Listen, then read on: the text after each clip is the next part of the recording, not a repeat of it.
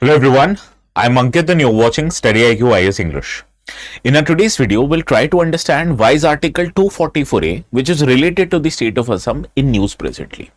Now, in his maiden speech, Dr. Tuliram Ronghang, who is the MLA from Ronghang Legislative Assembly constituency in the state of Assam, he was making a speech in the Assam Assembly.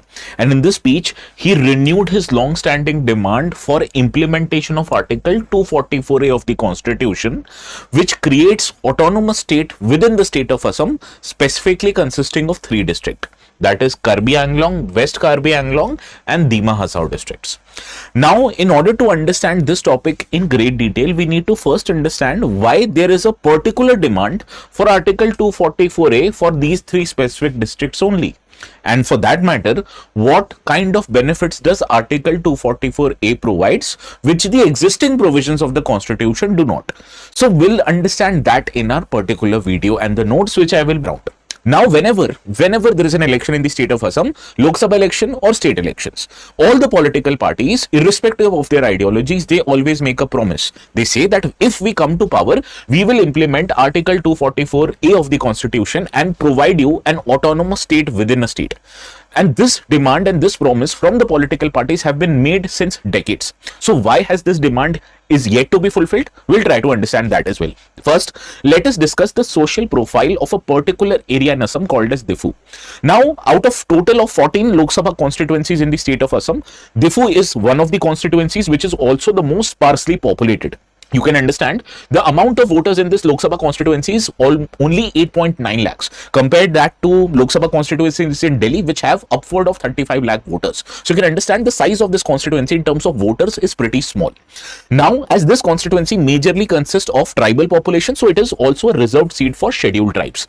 And within this Diffu Lok Sabha constituency, there are 6 assembly seats in the State Legislative Assembly of Assam, which are spread across 3 tribal majority districts. These are Karbi Anglong, West Karbi Anglong and Dima Hasao districts. Now, let us try to understand what are the political profile of this state. Now, this particular state, this particular region, these 3 districts that I've told you is administered under the 6th schedule of the Indian Constitution. In the 6th schedule of the Indian Constitution, which provides for provision of administration of tribal areas specifically only in 4 states of the Northeast, that is Assam, Meghalaya, Tripura and Mizoram, this is a 6th schedule area and this area is administered under 2 separate autonomous councils. First is Karbi Anglong Autonomous Council and second is Northern Kashir Hill Autonomous Council. So these are the autonomous councils who get their power directly from the 6th schedule and they administer areas which fall under 3 hill tribal districts of the state of Assam: Karbi Anglong, West Karbi Anglong and the district of Dima Hasao. Now what you have to understand that the voters who are present in these 6 legislative assembly seats of Assam are belonging to different communities. It includes Karbi tribes, which is the 3rd largest tribal group in the state of Assam. It includes other tribal groups like Dimasa, Mar, Kuki, Rengma Naga, Zeme Naga, Bodo, Garo, etc. And it also includes non-tribals like Assamese, Bengali, Bihari, Gorkha, etc. However, what you have to understand, the Lok Sabha seat has been represented continuously by the members of Karbi community since 1977 and currently all these 6 assembly constituencies of the State Legislative Assembly of Assam, from there the representatives belong to just one single party, that is the ruling party in the state of Assam, BJP, right? So this is the social and political profile of the area called as Diffu, which is a Lok Sabha constituency, and it includes 6 assembly constituencies spread across how many districts? 3 districts: Karbi Anglong, West Karbi Anglong and Dima Hasao. Now let us talk about what is Article 244A of the Constitution. Article 244A of the Constitution was originally not present in the Constitution. Rather, it was introduced through 22nd Amendment of the Constitution in 1969.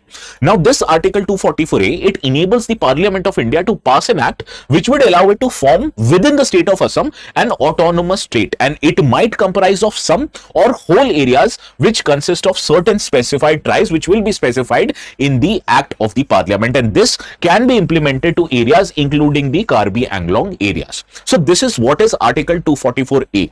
Now you might understand or you might be of curiosity that if 6th schedule is already in application in the state of Assam, why do you need special provisions under Article 244A. So let us understand what benefits Article 244A provides that presently the 6th schedule is not able to. Now, in order for comparison, you need to understand an autonomous state within a state like the areas under Article 244A. It will allow the state of Assam to provide a separate state within a state which would have its own legislature or council of ministers or both of them. And this provision you can understand is a step forward or a step ahead of the protections given to tribal areas under 6th schedule of the constitution, because 6th schedule of the constitution provides that for governing tribal areas you can create autonomous councils, and these autonomous councils would consist of elected representatives, but in terms of powers these elected representatives would have somewhat limited power. So what are the limitations on these elected representatives of autonomous council? Let us understand this. Now, first of all, 6 schedule areas are provided for a decentralized governance. So these autonomous councils are given legislative and executive as well as financial powers. But these legislative powers are somewhat limited. They do not have control over law and order, which is under the responsibility of the state government only, and they only have a limited financial power. So in terms of powers, the areas under 6th schedule are somewhat constrained, and in order to remove these constraints, the people of these tribal areas are demanding a greater autonomous status, which will only be available if they become a part of autonomous state within the state of Assam under Article 244A of the constitution. Now, when has this demand actually started? Is this demand new or is this demand old? Let us try to understand this. Now, the demand for autonomy to create a separate state within a state from Assam is as old as a demand for hill tribal areas in the undivided Assam. Now, in undivided Assam in 1950s, there was this very big movement, especially from hill districts dominated by the tribal population, that we want a separate state, and as a result, it led to creation of Meghalaya, which is a full-fledged state now in the year of 1972. However, the promise was extended to leaders of Karbi Anglong who was also demanding a separate state, but they chose to remain within the state of Assam because they were given a promise by the government that we would ensure implementation of Article 244A in your areas, so stay within the state of Assam. And that is why the leaders of Karbi Anglong and the Karbi tribes decided that they would remain a part of Assam even after some of the hill districts were divided and formed a separate state, that was Meghalaya in 1972. Now, what you have to understand, to demand this and to create pressures on the government, a pressure group was created called as Autonomous State Demand Committee, which you can understand is a kind of a mass organization which has continued to demand a higher autonomy for the hill tribal districts. Every time there is an election, this pressure group also contests that election. Along with many student bodies, these pressure groups signed a memorandum of settlement with the state as well as central government, which allowed it to enhance the powers of the 2 autonomous hill councils. So you need to understand their demands were not fully met, but in a way, the powers of autonomous hill councils, which are 6 scheduled councils, have been increased from time to time. But is this their ultimate demand? The answer is no. What is their ultimate demand? Their ultimate demand is implementation of Article 244A, which up till now hasn't happened. So why it hasn't happened? Let us understand this. Now, as this demand is still remaining elusive, so many sections of the tribal populations have picked up arms and started armed insurgency against the state. Now, to credit to the BJP-led government in both center as well as state, they have signed several peace accords with these militant groups, including the groups for Karbi and Dimasa tribes. But still, this demand actually persists. Now, in 2021, a peace settlement was reached with 5 militant groups in Karbi Anglong, and this was signed with the central as well as state governments. Now, the promises that were offered to these armed insurgent groups in exchange for peace of settlement, that they would receive greater autonomy and they would also receive a special development package of 1,000 crore rupees over a period of 5 years. So these were the promises made to these 5 insurgent groups when they signed this peace deal with the central as well as state governments. And in 2023, this similar kind of an agreement was also extended to Dimasa National Liberation Army, also an armed insurgent group. Now, what you need to understand, that the signing of this peace settlement still has not led to succession or has not led to fulfillment of their demand. So this demand still persists, and every time there is an election, all the political parties yet again they promise that whenever they come to power, they will implement Article 244A. Now, why is Article 244A so important? You need to understand the population and the area of this region.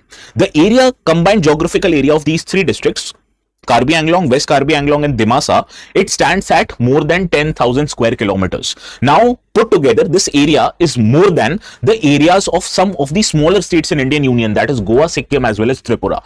So, you need to govern this large area, and therefore you need to give them or accept their demand as an autonomous state which will be formed within the state of Assam. Now, why is this demand emerging now? Now you have to understand this demand for tribal people is not just a political issue. Rather, it is an demand which would fulfill their identity and aspirations. And it will also fulfill their aim of having a greater empowerment and having an ability to govern themselves on their own without any interference from the state administration.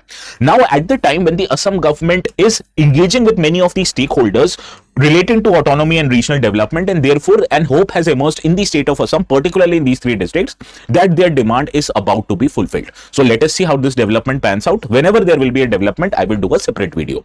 So are you happy with the kind of analysis that I've done? Please do let me know in the comment section. So people who are watching this, especially the people from Assam, do let me know what is your opinion on this demand. Are you in favor or are you against it? Do let me know in a very civil way in the comment section.